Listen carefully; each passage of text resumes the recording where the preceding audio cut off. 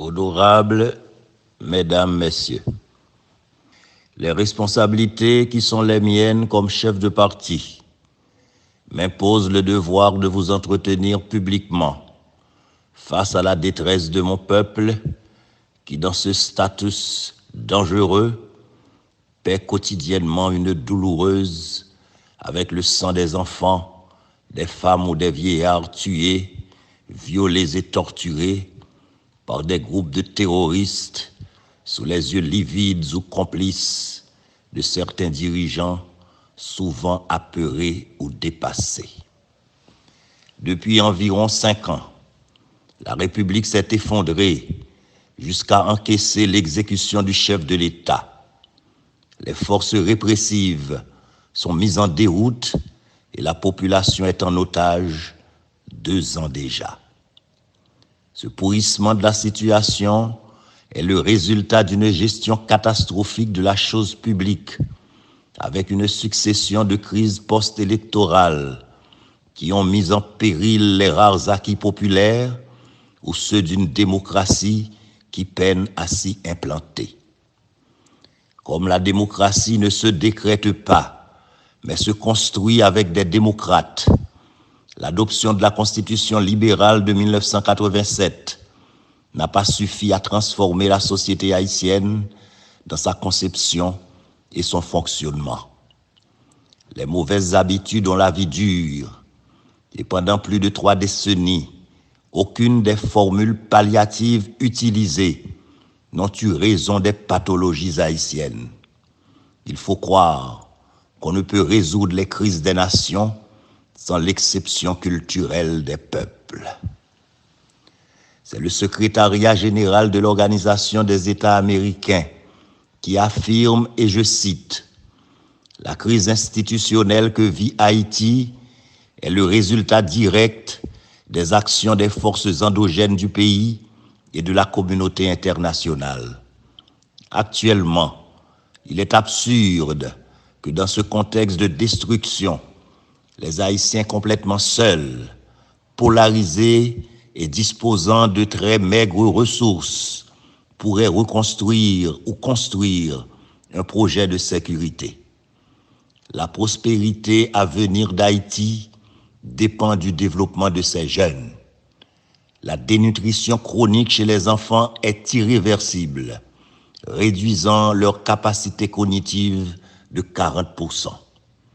Il est urgent de poursuivre les travaux visant à renforcer la présence de la sécurité et d'entreprendre le processus de démocratisation. » Fin de citation.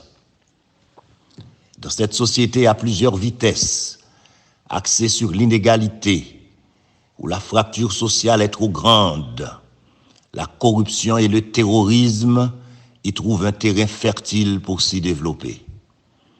La situation haïtienne est devenue un casse-tête qui risque de déstabiliser la sous-région des Amériques et toute la Caraïbe. La progression des bandes armées est-elle seulement le fruit des menées d'associations mafieuses locales ou est-elle entretenue par de puissants cartels internationaux du trafic illicite et du terrorisme à la solde d'idéologies extrémistes? Constat des faits. Depuis la passation du pouvoir le 20 juillet 2021 au Premier ministre Ariel Henry, nommé par arrêté du 5 juillet 2021, publié au Moniteur du numéro spécial 36B, les pouvoirs publics sont tombés en déficit du fonctionnement institutionnel régulier, l'ordre constitutionnel étant complètement rompu. En effet, le 7e Premier ministre de l'ancien président Jovenel Moïse, installé après son assassinat par le Premier ministre haï sortant, redevenu lui-même ministre, a formé avec le PHTK et des jovenelistes un gouvernement par arrêté pris en date du 19 juillet 2021, paru au Moniteur numéro spécial 36B, avant même sa propre investiture. Les autres cabinets ou remaniements ministériels ont été faits sur mesure par des arrêtés portant la signature de ministres sortants et ou entrants, peut-être à peine de nullité, puisque la formation de nouveaux gouvernements requiert la démission de celui qui est en fonction. Voir par exemple arrêté du 24 novembre 2021 au moniteur numéro spécial 55.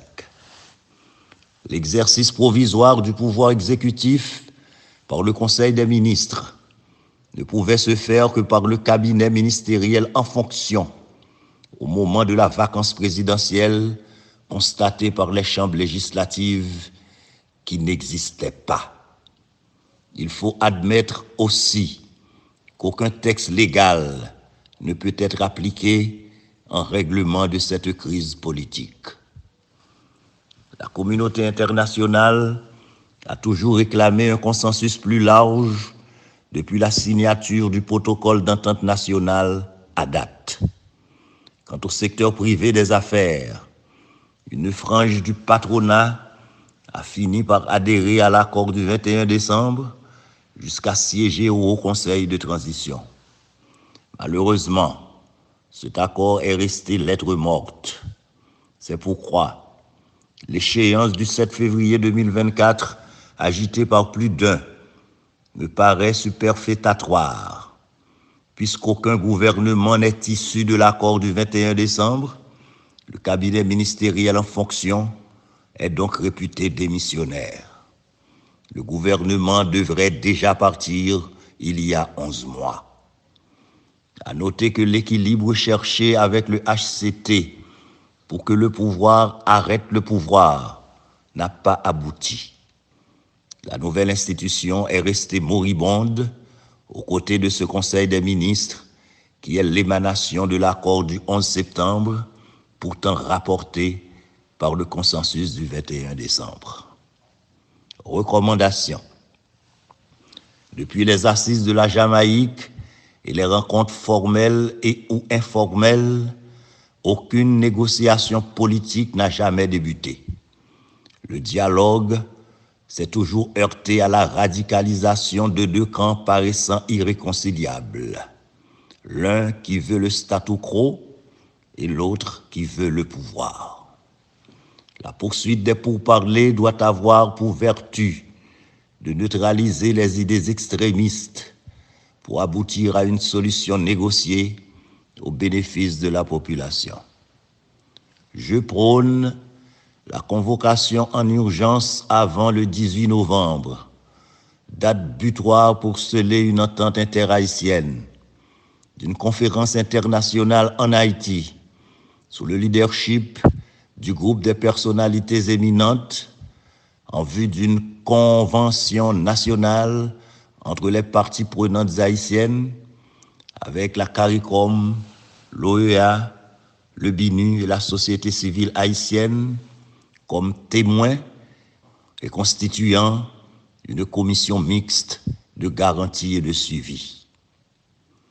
Après le rétablissement du pouvoir exécutif et la formation d'un gouvernement d'union nationale d'exception ou de salut public, il faudra prioritairement résoudre le problème de l'insécurité en collaboration avec la mission multinationale autorisée par le Conseil de sécurité, restituer à l'État ses pouvoirs régaliens, améliorer les conditions de vie des populations les plus vulnérables, entamer les réformes nécessaires pour combattre la corruption, les trafics illicites, le clientélisme politique, renforcer la justice pour la tenue, entre autres, des grands procès en souffrance et faire suivre le dossier de tous citoyens frappés de sanctions internationales dans le respect de leurs droits, rétablir la confiance pour la tenue dans un délai raisonnable des élections générales sous l'égide d'une nouvelle constitution.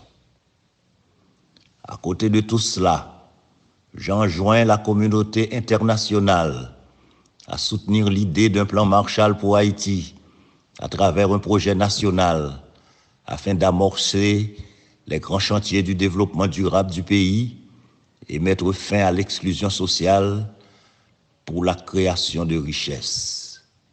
C'est la condition sine qua non pour sortir Haïti de façon irréversible de l'enfer de la pauvreté et de l'instabilité politique. Haïti, ce 8 novembre 2023, Dr Emmanuel Ménard, président de la force louverturienne réformiste, porte-parole du bloc de l'opposition démocratique.